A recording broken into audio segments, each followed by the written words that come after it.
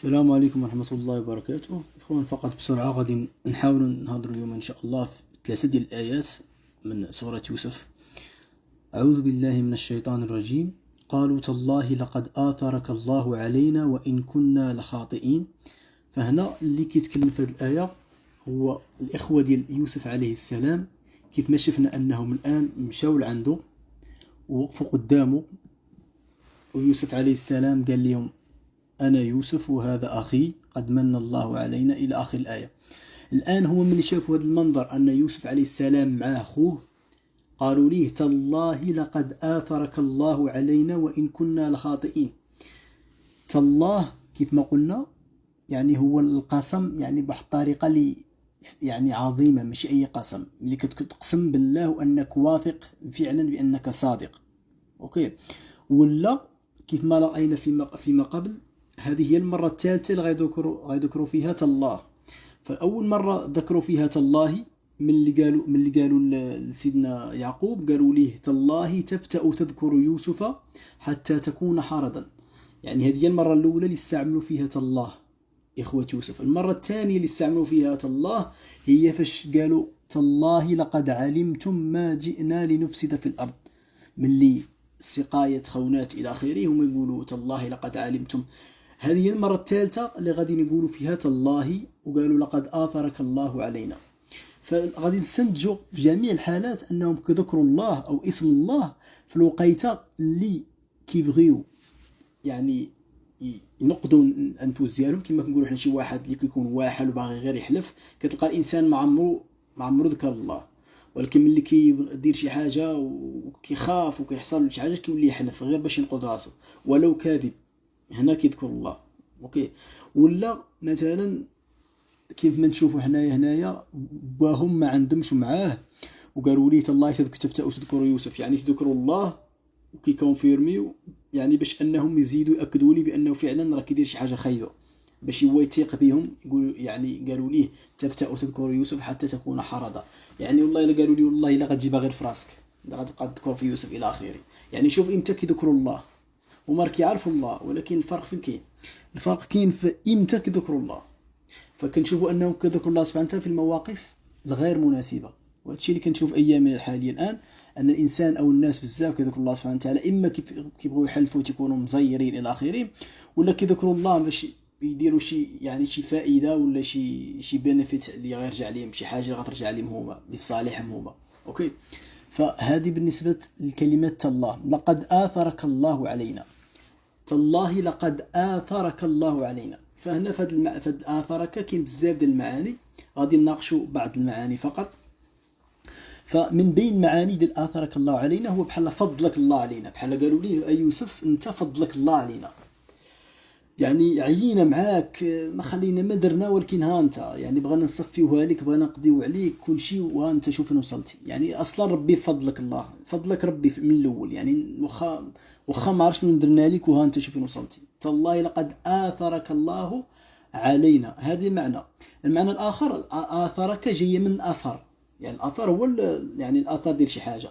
اوكي، آثرك الله علينا كأنهم بغا يقولوا أننا حنايا بغا نقضيو عليك وبغا نغبروا لك الآثار ديالك، وما بغيناش حسك يبقى يتسمع، ولكن الله سبحانه وتعالى آثرك، يعني جعل الآثار ديالك مذكور أكثر من الآثار ديالنا الآن. العكس هو اللي وقع. فأنت الآن هو اللي معروف في فلسطين كاملة، وانت الآن هو اللي كيجوا عندك الناس من جميع المناطق باش أنك تنقذهم، وانت الآن هو اللي حنا الآن في 2022 باقين كنهضروا عليه. يعني الآثار ديال سيدنا يوسف بقى مذكور رغما عن أنفهم، يعني مع أنهم كانوا باغي ينفيوا لي الآثار ويمحوا لي الآثار، والعكس هو اللي وقع. أوكي، كنشوفوا أن العكس هو اللي وقع، هم اعترفوا به، قالوا لقد آثرك الله علينا. فحتى في أيامنا هذه سيدنا يوسف باقي كيذكر في القرآن، وباقي حنا كنذكروا الآثار ديالو باسمه، وهما ما كاينش الاسم ديالو، ما كاينش. يعني الأسماء ديال هاد الإخوة ديال سيدنا يوسف ما غتلقى حتى شي واحد مذكور الاسم ديالو في السورة كاملة، لكن الاثر ديال سيدنا يوسف بقى مذكور، وبقى مذكور الاسم ديالو والفضل ديالو والخير ديالو وكل شيء، باش تعرف بان الله سبحانه وتعالى ملي كيبغيك وكيفضلك وكيبغيك انك يعني توصل لشي حاجه ولا شي خير غادي يجي عندك، ولا شي مساله غتوصل ليها، واخا يتعرض لك الناس ويبغوا يديروا اللي يديروا، يبغوا يخطوا، المهم يعني يديروا جميع اوكي، ما عمرهم غادي يمحوا لك شي اثار ولا يحيدوا لك شي رزق ولا شي نعمه اللي الله بغاها لك. خاصك تفكر فيها بالطريقه هذه. اوكي. وسيدنا يوسف ما داش حقه بيدو، يعني هو ما انتقمش منهم، هو مابقاش مريح كيخمم كيفاش يرجع الضربه ديالو. اوكي. حنا ديما الله يسمح لينا كتبغي تاخذ حقك بيدك، لكن شكون فينا اللي كيعول على الله؟ يعني شي حاجه وقعت ليه ولكن كيعول على الله ماشي فقط قولا وفعلا، يعني قادر انه يدير، ولكن لا تيقول الله سبحانه وتعالى هو اللي غيدير بلاصتي، فانا معول الله سبحانه وتعالى هو اللي غادي مثلا يدي لي، يعني يرد لي يعني الحق ديالي الى اخره. اوكي. فكنشوفوا ان سيدنا يوسف اثره الله على اخوته، اثر ديالو بقى مذكور اكثر من الاخوه ديالو. وان كنا لخاطئين، هاد ان يعني قد يقول البعض انها شرطيه، يعني مثلا اذا قريناها كامله غادي نفهموا وان كنا لخاطئين، يعني انت اصلا نطفروا دابا وشوف غير انت فين دابا، انت هو الملك وحنا قدامك محنسرين الى اخره، يعني انت اصلا طفرتيه وخا ظلمناك. وان كنا لخاطئين وخا ظلمناك انت طفرتيه، يعني كل ما ظلمناكش ما غتطفروش اصلا، يعني انت هنايا حقاش حنا ظلمناك. اوكي. هاد العقليه كاينه عند بعض الناس كيقول لك مثلا انا درت لك ولا فعلت لك ولا اذيتك غير باش تجمع راسك ولا باش تولي قاصح. وشو وليتي دابا؟ وليتي واعر، وليتي كتفكر، وليتي كتخمم وحققتي الاحلام ديالك، داكشي كامل وصلتي ليه بسببي انا اذيتك ودرت لك باش توقع باش توصل. شوف العقليه ديال الناس، راه كاين شي ناس عندهم هاد العقليه هذه. اوكي.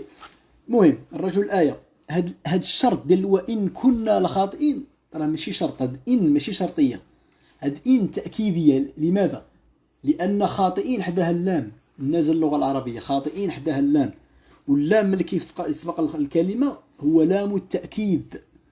اوكي. يعني ان في الاصل هي غتكون وانه كنا لخاطئين، لكن الهاء ما كايناش وكتبت وان كنا لخاطئين، يعني هنا للتاكيد وليست شرطيه. اوكي. قال لا تثريب عليكم اليوم، يعني لا تأنيب لا لوم، ما غنعريش كما نقول هنا، ما غنعريش المستور، يعني التثريب لا تثريب عليكم اليوم، ما غاديش نعري المستور شي حاجه اللي وقعت ودرتوها والى اخره وما عارفين غير حنايا بيناتنا، ما غاديش نعريها. اوكي. وما غاديش نفضحكم، ما غاديش نأنبكم، ما غاديش نلومكم، مجموعه كامله في التثريب.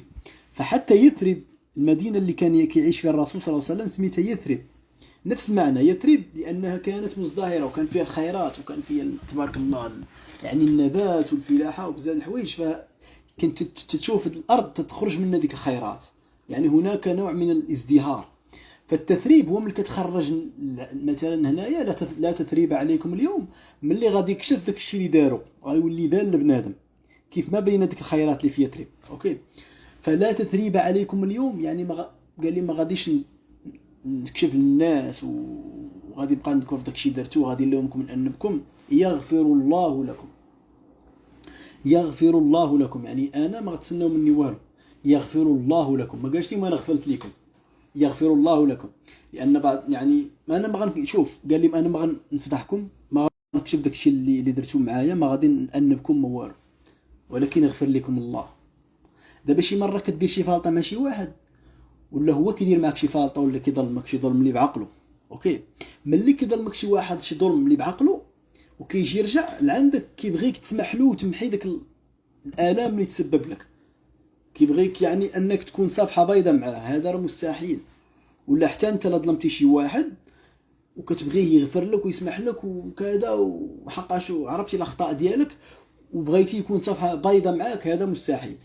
علاش؟ لان الانسان خارج، يعني الانسان حنا كانسان يعني هذه خارج عن السيطره ديالنا. شوف سيدنا يوسف عليه السلام في قمه السماحه وقمه وما قالش لهم سوف اغفر لكم يا اخي، قال لهم يغفر الله لكم، يعني واضحه ان الله يغفر الله لكم، يعني انا لا دخل لي بالمغفره، لان انا انسان باقي هاز، ضروري غادي نكون عندي واحد الاثار ديال الاذى اللي اذيتوني الى اخره، فهو صعيب يتعامل معاهم معامله عاديه.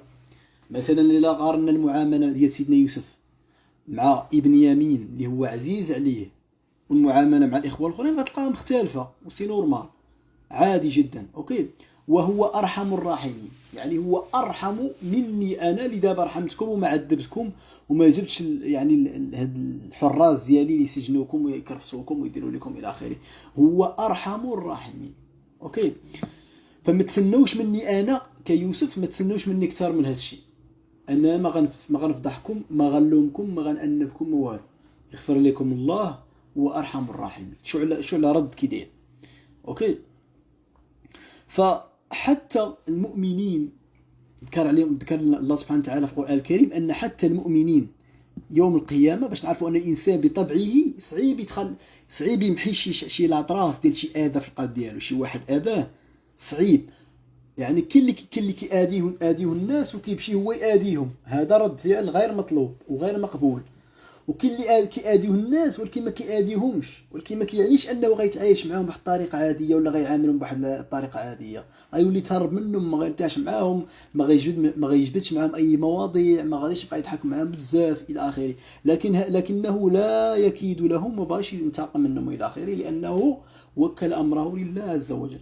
اوكي. فنفس الشيء، والدليل ان الانسان خارج عن السيطره ديال انه يعني يحيد الغل اللي في القلب ديالو يقضي عليه. الله سبحانه وتعالى قال لنا: والذين آمنوا وعملوا الصالحات لا نكلف نفسا إلا وسعها أولئك أصحاب الجنة هم فيها خالدون ونزعنا ما في صدورهم من غل. شكون هم الذين آمنوا وعملوا الصالحات؟ الله سبحانه وتعالى قال لنا هذوك اللي آمنوا وعملوا الصالحات نزعنا ما في صدورهم من غل. هادشي راه يوقع في الجنة، تجري من تحتهم الأنهار. يعني هما في مؤمنين وفي الجنة وباقي في صدورهم غل. هما في الجنة ومؤمنين، والله سبحانه ذكر لنا أنه ونزعنا ما في صدورهم، يعني نزع كاع داك الغل اللي في الصدور ديالهم. هادو راه مؤمنين إلى آخره ودخلوا الجنة.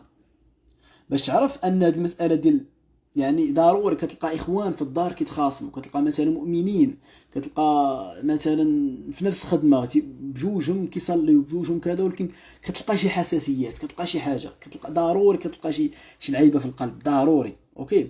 ضروري كتلقى شي حاجه.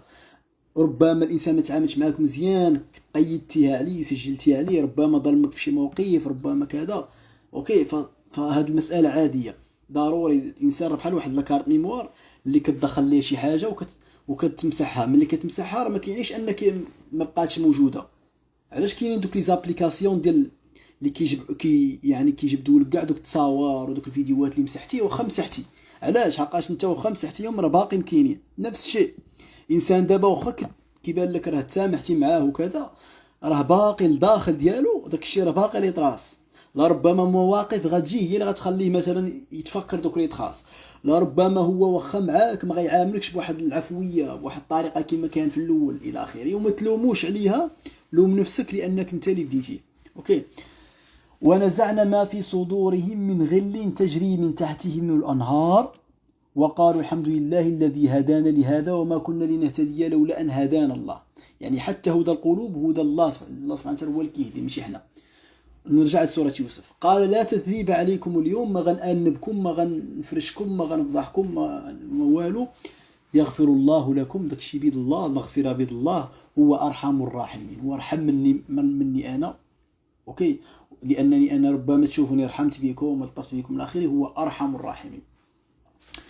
اذهبوا بقميصي هذا فألقوه على وجه أبي يأتي بصيرا وأتوني بأهلكم أجمعين. هنا غادي نشوفوا أن سيدنا يوسف باش تعرفوا باقي شاد في قلبه، كما نقولوا حنا باقي شاد هاز في قلبه بالدارجة المغربية. علاش؟ قال لهم اذهبوا بقميصي هذا. ما قالش لهم مثلا خذوا هذا الفنجان ولا هاد الفلوس، يقدر يرسل أي حاجة. علاش بالضبط قال لهم رسلوا اذهبوا بقميصي؟ علاش اختار القميص؟ وحنا غادي نلاحظوا انه ماشي اول مره غيذكر القميص هنايا في سوره يوسف. ديجا ذكر ملي وجاءوا على قميصه بدم كذب.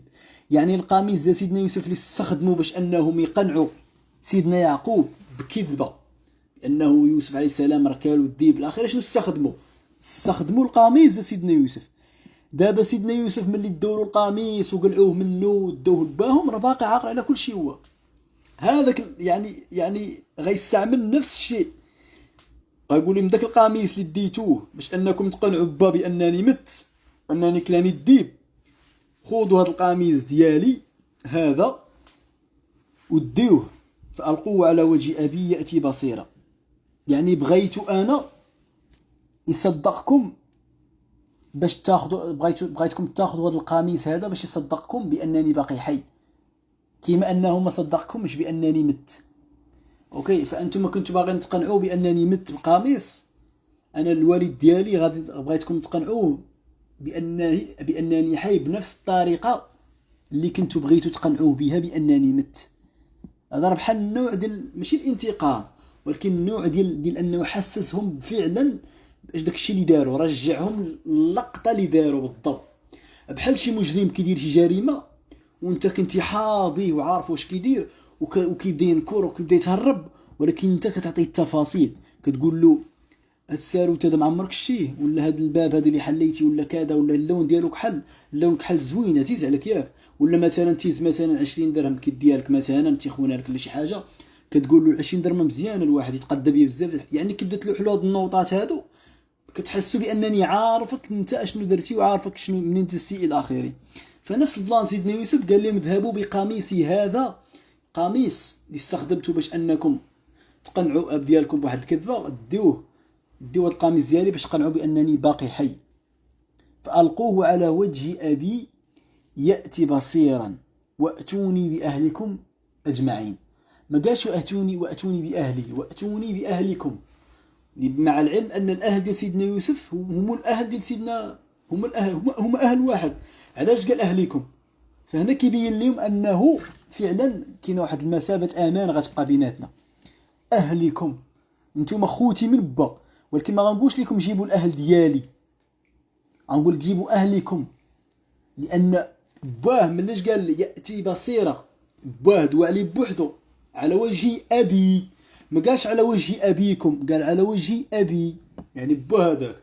ولكن ملي بغا يدوي على امهم اللي هي اللي مربيه يوسف عليه السلام وما كانش كتحملو، اوكي، قال لهم اتوني باهلكم، يعني الاهل ديالكم هذوك جيبهم تاهما، يعني كون كان باقي يعني كيعامل بواحد الطريقه عاديه غيقول لهم اتوني باهلي، لانهم كانوا عايشين مع بعضياتهم، كانوا عايشين كاملين في بلاصه واحده. هنا غادي نستنتجوا ان الانسان، انا كخلاصه قبل ما نسالي الفيديو، الانسان الى تعدى عليك او تعديت عليه، فمن الطبيعي ان الانسان ملي كيظلم كيبقى واحد اللي تخاص لانه كان مظلوم، او ان المسائل ظلماته، المسائل مثلا داس عليه مثلا محنات والى اخره. اوكي، هادشي اللي كنعاودوا فيه حنا دابا وكنهضروا فيه، والناس اللي كيسمعوا لي ما كيعنيش انك انت عايش الالام في حياتك ولا تكرفستي ولا. هذا النقاش اللي كنهضروا فيه لاننا نتكلم عن ايه من ايات الله في سوره يوسف، فهذا النقاش هذا ليس شخصي. اوكي، فانا لا اتكلم يعني على هذه الايات لانني انا امر او مررت الى اخره، لا، لان بعض الناس ملي كدوي لهم القران كيقول هذا الانسان كيعاني، ولا دويتي مع الموسيقى ولا الغناء يقول لك هذا الانسان راه ناشط، مع ان العكس هو الصحيح تماما. اوكي، فنحن نتدارس ونتذاكر، يعني نتدارس كتاب الله سبحانه وتعالى، كنحاولوا نفهموا كلام الله سبحانه وتعالى. ملي غتجي شي ايه ديال السعاده ولا ديال الفرح ولا ديال كذا غنهضروا فيها ديال الفرح. الان كنهضروا على الايه لان عندها علاقه بالظلم. الانسان ملي كيظلمك كتبقى شي راطراس في القلب ديالك صعيب انه يتحيد، وحتى انت لا ظلمتي خاصك تعرف انه نفس الموضوع غادي يحصل. السلام عليكم ورحمه الله وبركاته.